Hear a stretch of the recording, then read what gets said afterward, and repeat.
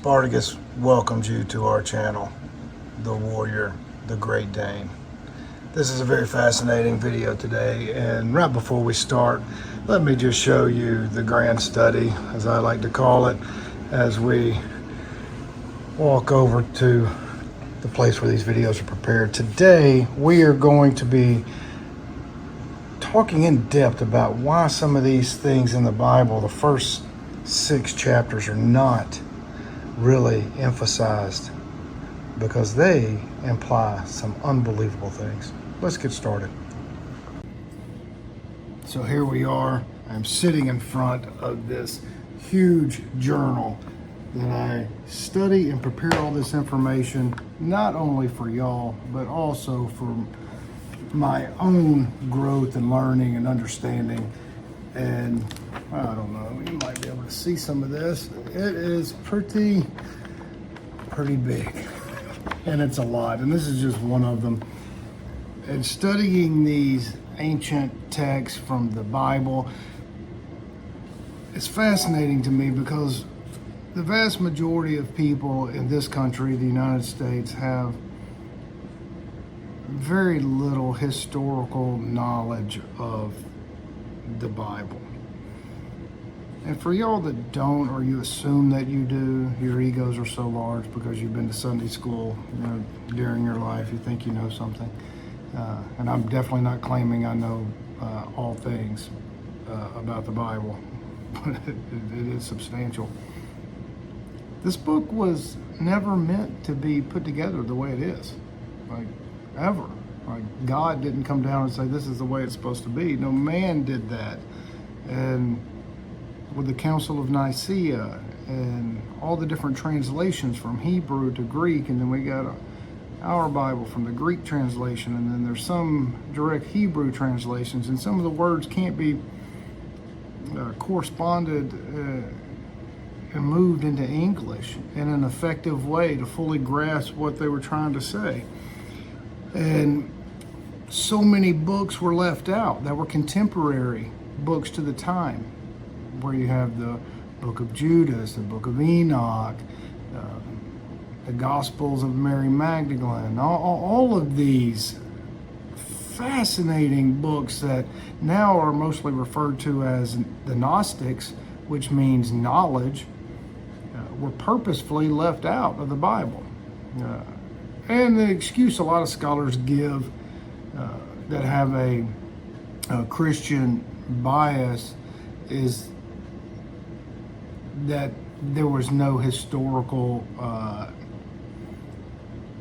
proof or something, like that. There's a little excuse for several of them, and some of them have a decent point, and then a lot of them don't, and a lot of them should have been included, and the reason they weren't is because it doesn't fit the narrative of what Catholicism was pushing at the time, and then subsequently that flooded throughout all of the other religions or the Christian denominations as well.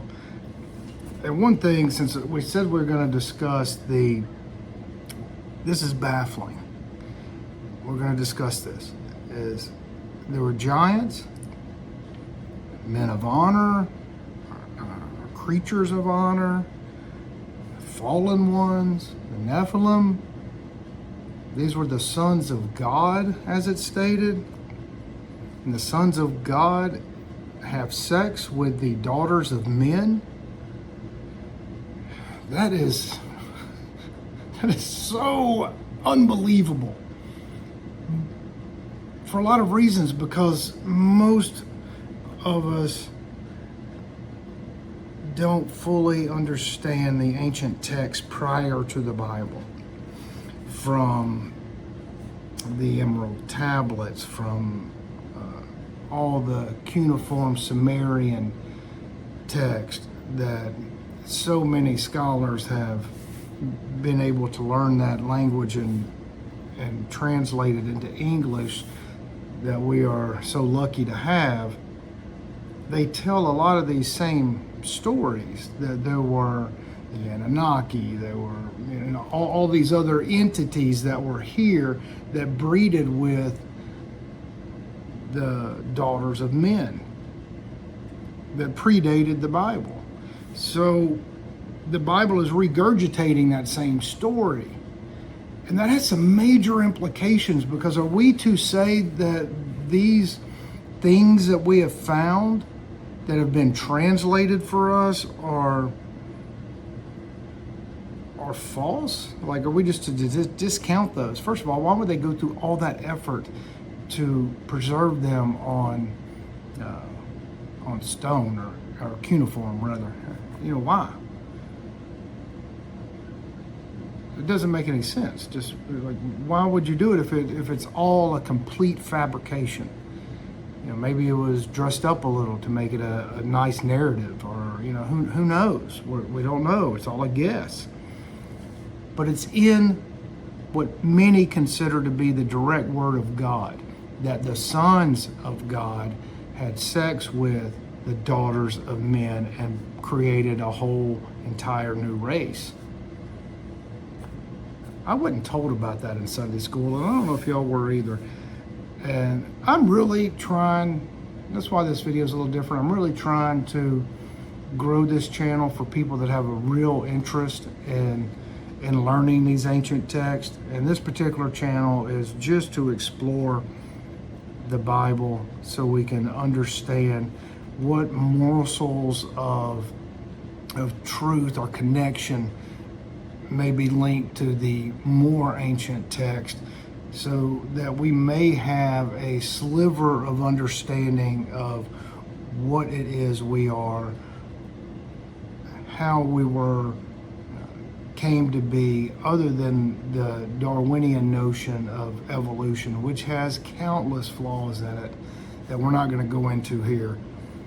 And it had its own many biases inside of it, and a lot of other reasons why it was created. I mean, you just do research on Darwin himself and you can discover that. But I would appreciate it if y'all help this channel grow if you have an interest. If you don't have an interest, don't follow me. But I'd appreciate it if you did. And that is one of the biggest things, and that's why this video was made, is to discuss the sons of God having sex with men's daughters. What does that imply? And all of the cuneiform tablets and the places where they talk about changing man's DNA, where scientists now recognize different spots inside of our DNA that have these caps on them, and many scientists that specialize in DNA say there's a lot of junk DNA, and I'm going to say BS to that. Because just because you don't understand what that DNA is doesn't mean that it's junk DNA. It means you just don't understand, and you're in your mind believing you are superior in understanding these things, when in fact, if you have to label it junk, then I'm going to go ahead and say you don't know what the hell you're talking about for a large part. There's a reason for everything. And as Mike Talbot explores in his wonderful book, The Holographic Universe, there's a lot more to us than we could imagine. And studying some of these ancient documents, including the Bible, is one way for us to know ourselves so we can better communicate with others and practice the art of listening, and ultimately commune with our higher power the best way we know how, and improve our overall life in every way we can. So thank y'all for joining us. And if you find that particular subject of a new race of people, that implies who are you? Are you a direct descendant of the sons of God and the daughters of men when they collided, or were you just another one? Are you just a regular man and woman? They created two different races according to the Bible and previous ancient text. That's a fascinating subject. So thank y'all for joining us. I really appreciate it. And please like and subscribe and help this channel grow. I'd really appreciate it. Thanks.